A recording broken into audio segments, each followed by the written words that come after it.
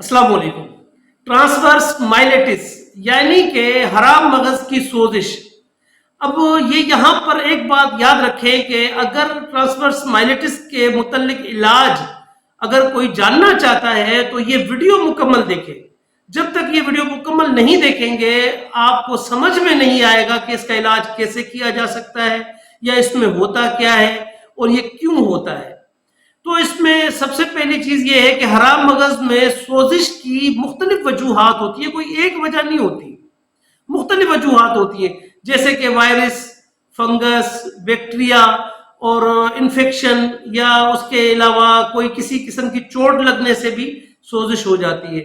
Cervical میں آ گئی یا تھراسک میں آ گئی، لمبر میں آ گئی یا سیکرل میں آ گئی، ان حصوں میں حرام مغز کی سوزش کی وجہ سے کبھی آپ کے ہاتھ یا پاؤں، بازو یا ٹانگیں، یا ان میں آپ کو اکثر جو ہے کھچاؤ بھی محسوس ہو سکتا ہے، اکڑاؤ بھی ہو سکتا ہے، اور چلنے میں لڑکھڑاہٹ بھی ہو سکتی ہے۔ یا بعض ایسے پیشنٹ ہوتے ہیں کہ جن کے یعنی کہ آپ مثال کے طور پر گرپ ہاتھوں کی، اس میں بھی پرابلم آ سکتی ہے، اور پخانے پیشاب کی حس ختم ہونے میں اس میں بھی یہ پرابلم آ سکتی ہے، یا اس کے علاوہ جو ہے چلتے چلتے لڑکھڑاہٹ ہونا، اس میں بھی یہ چیز ہو سکتی ہے۔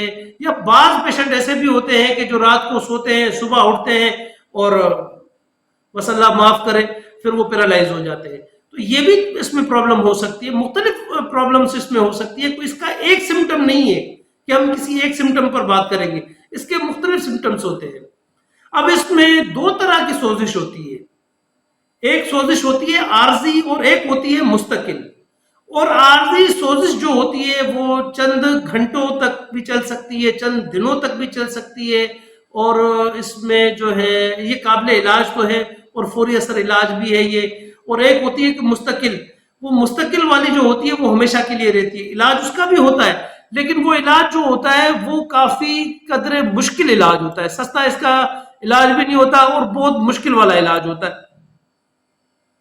اب اس میں ایک ہوتی ہے اندرونی اور ایک ہوتی ہے بیرونی، یہ یہاں پر بھی یاد رکھے بات کہ جو اندرونی ہوتی ہے نا، یہ اندر جیسے کہ سروائکل میں ہے تو سروائکل میں اندر والی سائڈ پر بھی ہوگی، کسی کو بیرونی سائڈ پر بھی ہو سکتی ہے۔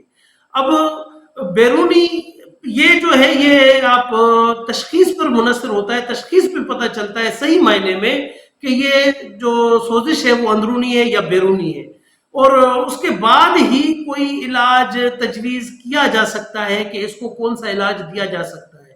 اس میں ہم کوئی بھی ایک علاج نہیں کر سکتے کہ ایک سمٹم کو دیکھ کر اس کا یہ علاج کر دیا جائے کہ ہاں یہ اس طریقے سے ٹھیک ہو جائے گا پیشنٹ، پاسبل نہیں ہے، کیونکہ علاج جب کیا جاتا ہے تو اس میں مکمل تشخیص ہونا ضروری ہوتی ہے، اس کے بعد ہی علاج ہوتا ہے۔ اب میرے پاس 2 سال تقریباً پہلے ایک مریضہ آئی تھی کوئٹہ پشین بلوچستان سے، تو ان کا جب میں نے علاج کیا تھا، ان کی ویڈیو بھی یوٹیوب چینل پر موجود ہے، وہ لنک بھی میں یہاں پر دے دوں گا انشاءاللہ۔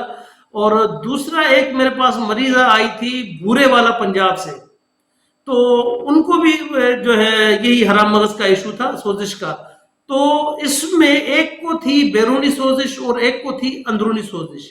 اچھا، یہ تحقیق اور جو ہے تجربے سے جو بات سامنے آئی ہے نا، وہ یہ ہے کہ فنگس، وائرس، بیکٹیریا سے پیدا شدہ امراض ایسا بھی ہوتے ہیں، یہ بات یاد رکھیں۔ پہلے خالص بلغمی مزاج سے پیدا شدہ مرض ہے، خالص بلغمی مزاج سے پیدا شدہ مرض ہے یہ۔ اب یہاں ایک نقطہ سمجھ لے، ایسا بھی مزاج بھی 2 تحریکوں میں ہوتا ہے۔ اب وہ 2 تحریکوں میں کیسے ہوتا ہے؟ ایک ہوتا ہے ایسا بھی گدی، دوسرا ہوتا ہے ایسا بھی عضلاتی۔ اگر مرض ایسا بھی گدی میں ہوگی تو یہ انفرادی مرض ہوگی، فوری اور قابل علاج ہے۔ اب اگر مرض جو ہے وہ صورت شدت اختیار کر لے گا تو یہ بلغم کے جو بلغم ہوتا ہے، بلغمی مادے، تو وہ بلغم کے یا آپ کے سافٹ ٹیشوز جس کو کہہ لیں، تو بلغم کے جلنے کے عمل سے سودا شامل ہوگی۔ یہ تحریک جو ہوتی ہے یہ شدت ہے، یہ تحریک میں ایک قسم کی یہ شدت ہے یہاں پر، کیونکہ یہ مستقل میں جا رہی ہے۔ اور مزاج جو اس کا ہوگا نا وہ ایسا بھی عضلاتی ہے، یہ وبائی صورت اختیار کر جائے گی. لیکن یاد رکھیں ایک قانون اٹل ہے، یہ اٹل قانون ہے. رطوبت کو ختم کرنے کے لیے یبوست پیدا کرنا بہت ضروری ہے. جب تک آپ یبوست پیدا نہیں کریں گے رطوبت ختم نہیں ہوگی. جب بھی خشکی پیدا کریں گے تو مرض جاتی رہے گی، لیکن حرارت بھی یہاں پر ضرور پیدا کر لینی چاہیے. اس کے لیے بہترین علاج وہ ہے جو تشخیص کے بعد کیا جائے تاکہ کوئی شبہ باقی نہ رہے اور علاج بھی فوری اثر انداز ہو سکے. تو یہاں پر اگر علاج دیکھا جائے نا تو علاج میں ہم جو چیزیں استعمال کرواتے ہیں، اب یہ علاج جو ہے یہ صرف اور صرف طبیب حضرات کے لیے ہے، عام بندہ اس کو نہیں بنا سکتا دوا کو. اس میں کیا ہے کہ آپ شب یمانی 20 گرام اور نیلا پھوتھا 5 گرام، سندور 10 گرام، اور اس کے علاوہ آپ سنگ جراحت تو یہ آپ لے لیں 50 گرام. تو یہ ان کا ایک مشترکہ کشتہ بنائیں، مشترکہ کشتہ بنا کر 2 چاول کی خوراک آپ دن میں 1 بار نہار منہ دے سکتے ہیں. اور دوسری بات یہ یاد رکھیں کہ یہ جو ہے یہ اندرونی سوزش پہ کام کرے گا. اگر بیرونی سوزش کے لیے استعمال کرنا ہے تو پھر اس میں آپ نے سندور نہیں ڈالنا ہے، اس میں آپ نے سندور نہیں ڈالنا ہے، ہرگز نہیں ڈالنا ہے. اور دوسری یہ ہے کہ سندور کے بغیر جو یہ آپ کشتہ بنائیں گے تو اس میں آپ سرسوں کا تیل لے کر اس کا آپ اس کشتے کو جو بغیر سندور کے آپ نے بنایا، سرسوں کے تیل میں آپ اس کا لوشن بنائیں، لوشن بنا کر وہ آپ استعمال کر سکتے ہیں. اور اس میں آپ گدی عضلاتی یعنی کہ گرم خشک، گدی عضلاتی شدید بھی اس میں آپ دے سکتے ہیں.